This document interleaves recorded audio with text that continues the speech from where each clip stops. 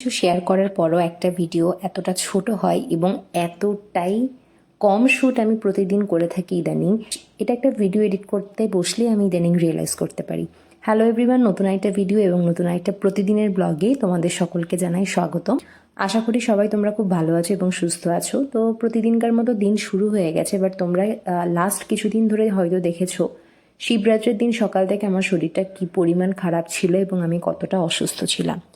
বলার আর কোনো জায়গা থাকে না, নিজের নজর নিজেরই লেগেছে। কারণ আমি এই পুরো শীতকাল বলে গিয়েছিলাম যে আমার কোনো ঠান্ডা লাগেনি, কোনো রকম অসুখ আমার শরীরে করেনি।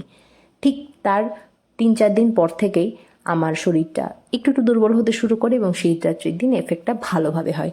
তো এই দিনটা ছিল আমার অনামিকা দিদির বিয়েতে, যে দিদিটার বিয়েতে ছবি যখন আমি আপলোড দিই, মানে দিদির বিয়ের পিকচার্সগুলো যখন আমি আপলোড দিই, ও মাই গড, অনেক অনেক অনেক ভালোবাসা তোমরা দিয়েছো এবং দিদিকে অনেক অনেক ব্লেসিংসও জানিয়েছো, তার জন্য অনেক অনেক ধন্যবাদ। লাস্ট মান্থ এবং এই মান্থও আমার অনেক কাছের কিছু মানুষের বিয়ে রয়েছে।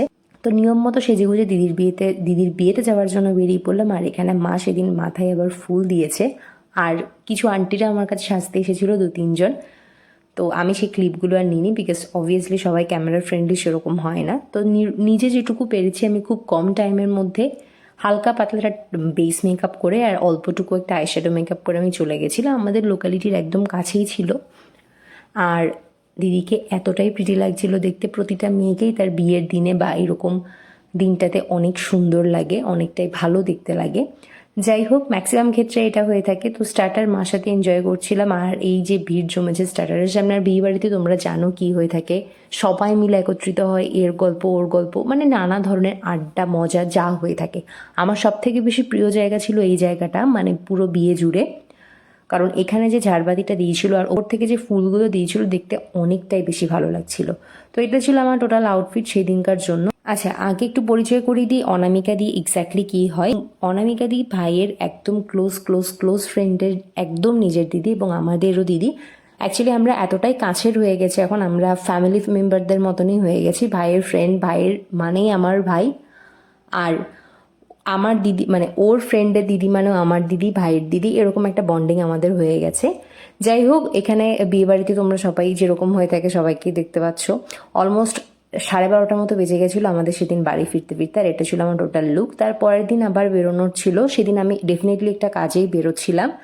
আর সেখান থেকে তারপর চলে যাচ্ছিলাম পড়ানোর জন্য। আর সিম্পল একটা মানে টপ পরে নিয়েছিলাম আর একটা প্যান্ট, আর ভাইয়ের সাথে বেরিয়ে গেছিলাম। আর যাওয়ার আমি সেদিনকে ক্লাস 10-এর আবার এই দুটো বুক কালেক্ট করেছি। একজন ফ্রেন্ড বললো ও ইউপিএসসি প্রিপারেশন যেহেতু নিচ্ছে, তো ওর এই বুকসগুলো খুব দরকার, অ্যান্ড আমি কালেক্ট করি আর ভাইয়ের সাথে গল্প করতে করতে যাচ্ছিলাম। এই ফিলিংসটা অতটা অন্য রকমের, আমি তোমাদেরকে বলে বোঝাতে পারবো না, এতটাই মজার এই ফিলিংসটা। যাই হোক, এটা ছিল তার পরের দিন। বললাম না আমি এত কম শ্যুট করেছি কটা দিন, মানে এতটাই কম ক্লিপ নিয়েছি আমার ডেলি লাইফের বলার বাইরে, মানে এতটাই ফাঁকি মেরেছি। মানে যাই হোক, কোনো রকমে যেটুকু পেরেছি শ্যুট করার চেষ্টা করেছি। আমি এই দিনটাতে এক্স্যাক্টলি কোথায় গিয়েছি বিশ্বাস করা আমার এতটুকু মনে নেই। তো এইটুকু মনে আছে আমি সেদিন মার কাছে বায়না করেছিলাম মাছ ভাজা দিয়ে ভাত খাবো, বাট আমি কোথায় গেছি, কেন গেছি, কি কারণে গেছি, আই টোটালি ফরগট। চলে আসলাম নতুন আরেকটা দিন নিয়ে। তো আজকে আমি বেরিয়ে পড়ছি যথারীতি আমার কাজ, ডেফিনেটলি কাজের উদ্দেশ্যে। তো সকাল সকাল উঠে ব্যাচ কমপ্লিট আর খাওয়া দাওয়া মোটামুটি করে হালকা কিছুক্ষণের ঘুম দিয়ে আমি এখন বেরিয়ে পড়ছি। আর চলো দেখা যাক কোথায় যাওয়া হয় না হয়, অ্যান্ড ডেফিনেটলি সেটা তো ব্লগে থাকবে। তো এইটা হচ্ছে এখন রুমের কন্ডিশন। বাট আজকে বাড়ি ফিরতে আমার একটু দেরিই হবে।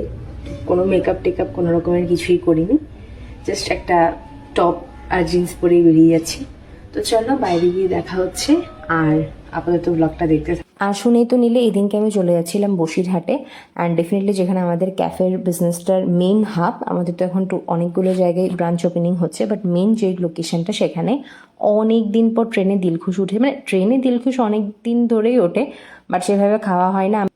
আমি 3-4 বছর পর এই দিলখুশটা খাচ্ছি। মানে আমার একটা সময় আমি অনেক ভালোবাসতাম, এখনও বাসি।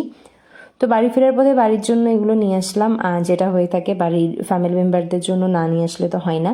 তো এইটার একটা স্বপ্নের কারিগর এপিসোড তোমরা অলরেডি দেখে নিয়েছো। রীতিমতো মাকে যুদ্ধ করে আমি নিয়ে যাচ্ছিলাম। আমি বলেছিলাম স্টেশন যাব, বাট স্টেশন আর যাওয়া হয়। বলেছিলাম জাস্ট আমাদের কাছাকাছি স্টেশনেই যাব, বাট ডেফিনেটলি আমি স্টেশন যাইনি। কোথায় গিয়েছি না গিয়েছি সেটা তোমরা ডেফিনেটলি হয়তো স্বপ্নের কারিগর এপিসোডে দেখেছো। আর আর যারা দেখোনি তাদের জন্য বলে দিই, আমি মাকে নিয়ে গিয়েছিলাম জুতো কিনতে, কারণ আমার মায়ের ইমিডিয়েটলি একটা জুতোর দরকার ছিল। বাট যেটা হয় বোঝোই, মারা নিজের মুখে তো মুখ ফুটে কখনো তারা বলবে না যে তাদের এই জিনিসটা দরকার। তো আমরা এখন বড় হচ্ছি, আমাদের এখন বুঝে নেওয়া উচিত।